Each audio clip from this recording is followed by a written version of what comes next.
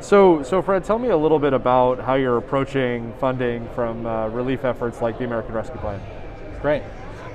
So as we all know, American Rescue Plan, number of dollars get allocated to states. States have handled how they're going to distribute that in a number of ways. In our case, a bill went before the legislature that's called the Maine Jobs and Recovery Plan. And within that, they allocated about $48 million to Maine IT in order to leverage some very specific areas. And those areas include enhancements to cybersecurity, modernization of some infrastructure areas, really enabling some work to enable remote work for state employees, and my baby, the digital citizen portal, and trying to make those digital services that much more accessible. Let's talk a little bit about that citizen portal. I mean, everyone is talking about digital services at the moment, but tell me a little bit about how you're approaching it, maybe from the back end and the back office, and how that sort of corresponds to that digital service delivery. Great.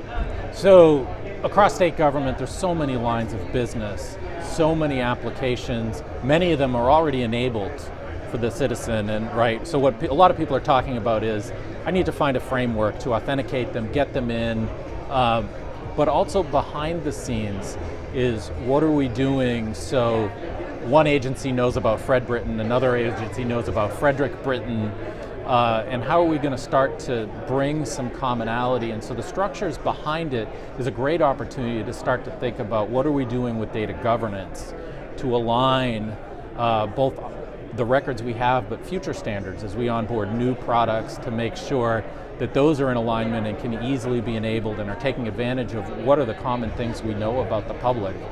Embedded within that as well, which is really important, is privacy.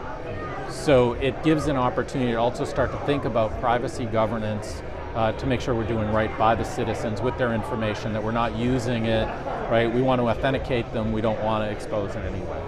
It's interesting, we heard in a session earlier today that one of the biggest barriers to adoption of emerging technology like AI is that structured data, and is the governance of that data. How is the work that you're doing with a portal like that and that data governance piece, how's that queuing you up for embracing emerging tech down the line?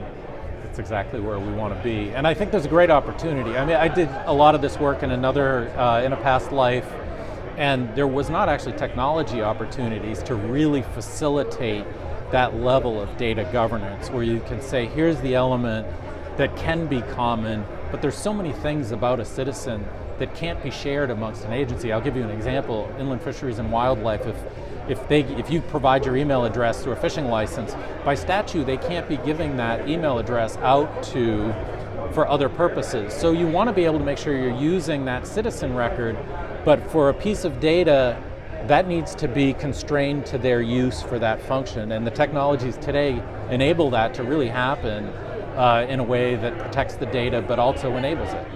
One of the things that Maine is doing that's a little bit different than what we're hearing in other states is your work in the project management office.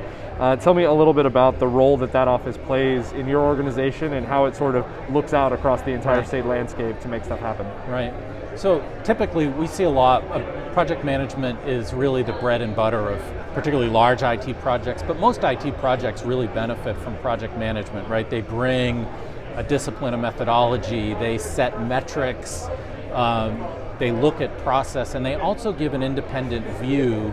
So if a sponsor comes in and says, are we on track? They say, this is our experience, and they're not wrapped up with the bias around the nature of that project.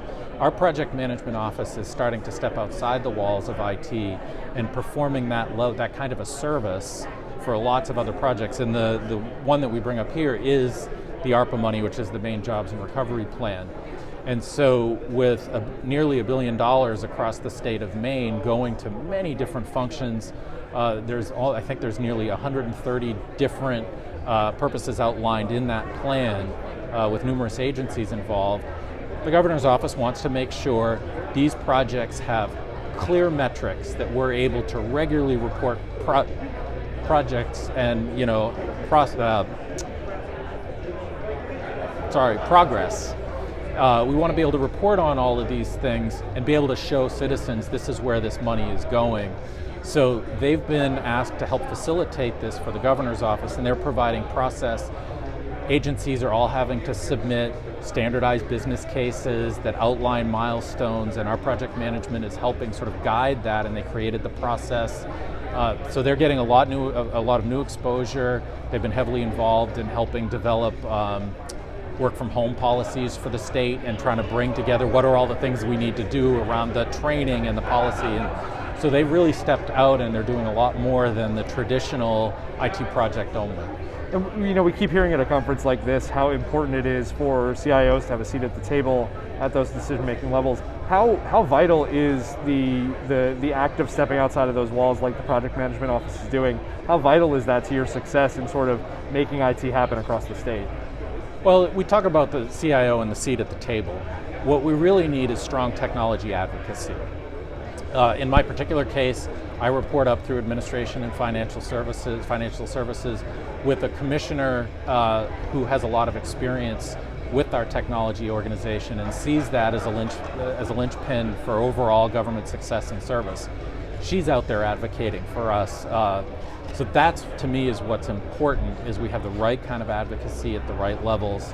I think the example of monies coming to us from ARPA demonstrate, we have that kind of influence. The pandemic clearly put a lot of our organizations in a very different light across state government, where people saw us help them get their job done, and suddenly people are looking at IT. So there's, on the one side, they're looking at IT saying they did a great job, and then others are looking at how citizens are consuming services saying we need a lot more of those people. So you suddenly have what we offer and what people need in much closer alignment, and I think that's really the key element.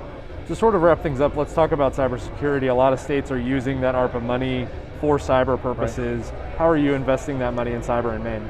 So I don't want to be remiss and say we've seen 3 different funding sources come around for us. Our legislature voted to put in a general appropriation to support cyber. That was something we didn't have before, we have now. There's a significant amount of CARE monies that came to support some cyber initiatives, and now there's more ARPA money coming in. So there's a lot of things we want to do. And one of the things we did with CARES dollars in last fall was that we brought in an outside company to come and look at our overall security program. And they mapped everything we're doing against NIST standards and came back to us and said, here is what we believe your maturity rating is. Here's our findings. We think these are the highest risk. And what they gave us was a roadmap. And what we're now able to do with that roadmap is we can go to the legislature and others and say, here's where we are on an independent review. If you give us this much money, these are the areas we're going to invest in, and it's going to move that needle on a maturity scale up to this point, and then next time we can have yet another conversation. So it gives us a metrics-based approach to improving a security program, and it gives us a narrative to talk to leaders about where we stand and what our next steps should be.